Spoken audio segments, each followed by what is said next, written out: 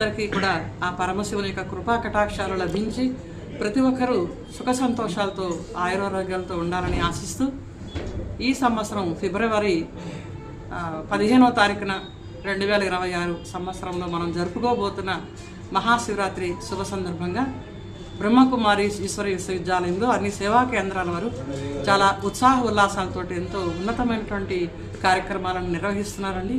ఈరోజు మనం press meet నిర్వహిస్తున్నాం. ఇందులో శంఖపాత్ర బాగ్జీ గారు కూడా, మరి కందుల నాగరాజు గారు, పరశురామ్ గారు కూడా వీళ్ళందరూ కట్ల శ్రీనిబాబు గారు వీళ్ళందరూ పాల్గొంటున్నారు. ఎన్నాడులోని మా కార్యక్రమాలు బహిరంగ ప్లేస్లో ఈ కార్యక్రమం జరుపుతున్నామండి. 14వ తారీఖున ఉదయం 7 నుంచి 8 గంటల వరకు శివలింగము, పరమేశ్వరుడు యొక్క స్మృతి చిహ్నమైన శివలింగము, తర్వాత లక్ష్మీనారాయణను శోభాయాత్ర, ఊరేగింపు, శాంతియాత్ర రూపంలో జరుపుతాము. ఆ తర్వాత సాయంకాలము 5 నుంచి 6 దాకా హోమం నడుస్తుంది, వారాభిషేకం నడుస్తుంది. ఈ కార్యక్రమంలో 12 సహస్ర జ్యోతిర్లింగాలు, సహస్రలింగ దివ్య దర్శనము, తర్వాత అభిషేక లింగ దర్శనము, మంచులింగాన్ని కూడా శివరాత్రి వరకు భక్తులు దర్శించి భక్తి ప్రపత్తులను పెంపొందించుకోగలుగుతారు. అయితే సాయంకాలం 6 గంటలకి డాక్టర్ శంఖపాత్ర బాగ్జీ గారు, వారితో పాటు మన నగర ప్రముఖులైనటువంటి వారందరూ కూడా రాబోతున్నారు.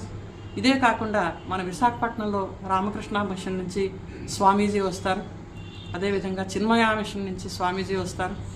తర్వాత మాస్క్ నుంచి కూడా అబ్దుల్ రజాక్ గారు, మునీర్ గారు వీళ్ళందరూ కూడా జ్యోతి వెలిగించడానికి వస్తారు.